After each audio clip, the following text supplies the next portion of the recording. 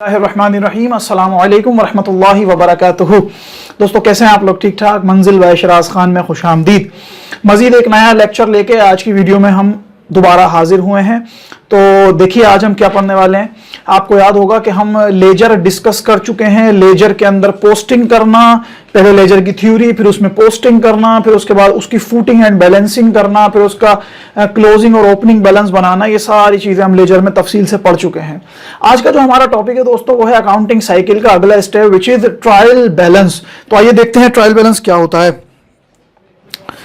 In order to test the arithmetical accuracy of the ledger, we prepare the statement called trial balance। देखिए trial balance एक ऐसी statement होती है कि जो सिर्फ लेजर की एक्यूरेसी को टेस्ट करने के लिए बनाई जाती है।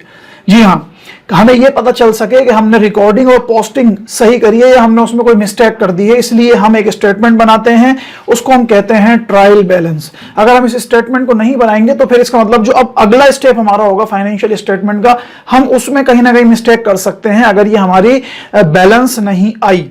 मजीद देखते हैं। Trial balance is a statement prepared by taking out the debit and credit balances of all account appearing in the ledger. Trial balance हम इसलिए भी बनाते हैं कि हमें जो हमारा लेजर में क्लोजिंग का या ओपनिंग का जो बैलेंस बचा है हम उसको हासिल कर सकें, यानी एक्यूमुलेट होने के बाद, कैलकुलेट होने के बाद हमें उसका रिजल्ट मिल जाए कि भाई फॉर एग्जांपल कैश अकाउंट था तो कैश अकाउंट का बैलेंस अब हमारे पास 8000 बचा है या 5000 बचा है, यानी तमाम डेबिट और क्रेडिट बैलेंसेस हमें ट्रायल बैलेंस से हासिल हो जाएंगे। It is a 5 column scheduling listing the names and balances of all account in the ledger and cash book. बिल्कुल, ये एक 5 कॉलम की तरह एक स्टेटमेंट होती है जो हमारे पास एक लिस्ट बनाती है तमाम अकाउंट्स की। कौन से अकाउंट्स की? जो हमारे पास से लेजर से असल में उठकर आते हैं। आइए मजीद देखते हैं। Types of trial balance. Trial balance को 3 कैटेगरी में तकसीम किया गया है। 3 तरह की ट्रायल बैलेंस बनती हैं। अनएडजस्टेड ट्रायल बैलेंस, देखिए नाम से जाहिर है अनएडजस्टेड ट्रायल बैलेंस ऐसी ट्रायल बैलेंस जो कि एडजस्टमेंट्स की एंट्रीज परफॉर्म करने से पहले बनती है, यानी the trial balance which is prepared before the adjustment. जो एडजस्टमेंट से पहले हमारे पास ट्रायल बैलेंस बनती है उसको कहा जाता है अनएडजस्टेड ट्रायल बैलेंस। अब समझ लें ये एडजस्टमेंट्स क्या होते हैं। देखिए कुछ ट्रांजैक्शन ऐसी होती हैं जो पेंडिंग होती हैं और हमें या तो वो बाद में पे करनी होती हैं या वो एयर क्लोज होने के बाद हमें रिसीव करनी होती हैं।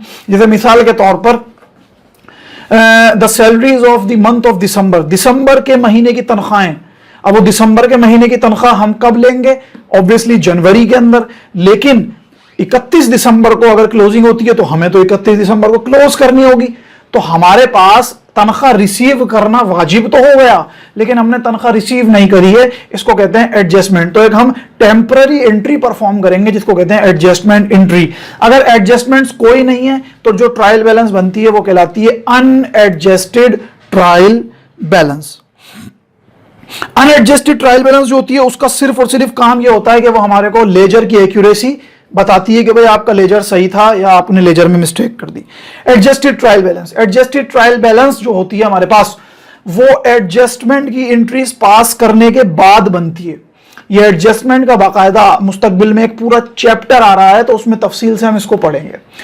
तो जो एडजस्टमेंट परफॉर्म करने के बाद ट्रायल बैलेंस बनती है वो कहलाती है एडजस्टेड ट्रायल बैलेंस, यानी उस ट्रायल बैलेंस के अंदर एडजस्टमेंट की एंट्रीज भी शामिल होती हैं। It is prepared after adjustment including adjusting entries. It contains both real and nominal accounts. इस ट्रायल बैलेंस के अंदर और अनएडजस्टेड ट्रायल बैलेंस के अंदर भी, दोनों ट्रायल बैलेंस के अंदर रियल और नॉमिनल दोनों अकाउंट्स इन्वॉल्व होते हैं, यानी इनकम स्टेटमेंट वाले कंटेंट्स भी, एक्सपेंस और रेवेन्यू, और एसेट्स लायबिलिटीज कैपिटल यानी बैलेंस शीट वाले अकाउंट्स भी। तो ये रियल और नॉमिनल दोनों अकाउंट्स इस ट्रायल बैलेंस में इंक्लूड होते हैं। ये कहलाती है हमारे पास एडजस्टेड ट्रायल बैलेंस। और एक होती है post closing trial balance. It includes all the real accounts as all the nominal accounts are closed at the time.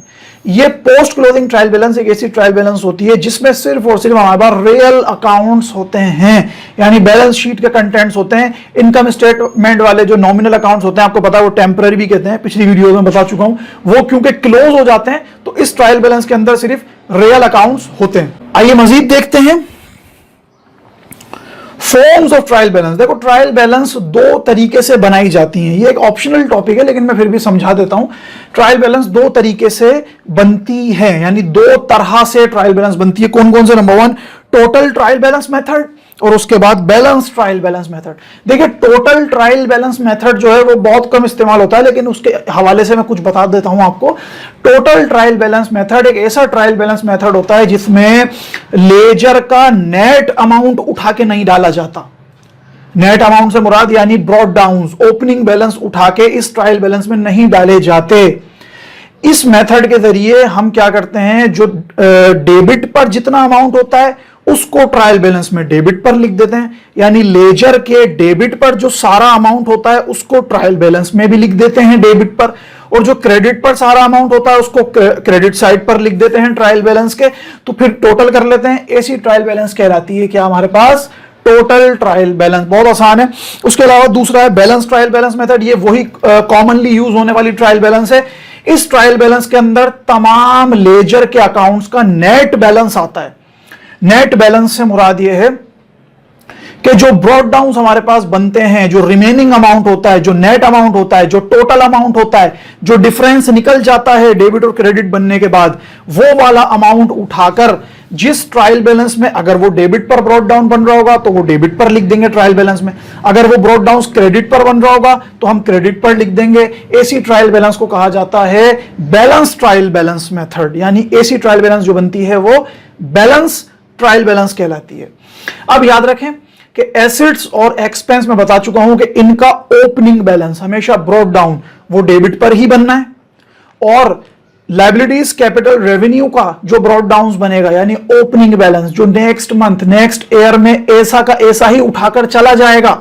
ये मैं पिछली वीडियोस में बता चुका हूं, तफसील देख लीजिए, मैं ऊपर आई कार्ड में ये बता देता हूं, सब बातें ऊपर देख सकते हैं सजेशन में आप, तो उस वीडियो को भी देखिए आप। तो इन तीन का यानी लायबिलिटीज कैपिटल और रेवेन्यू का जो ओपनिंग बैलेंस होगा वो हमेशा क्रेडिट साइड पर बनेगा ब्रॉड डाउन, तो बिल्कुल ट्रायल बैलेंस में भी वो क्रेडिट साइड पर ही रिकॉर्ड किया जाएगा।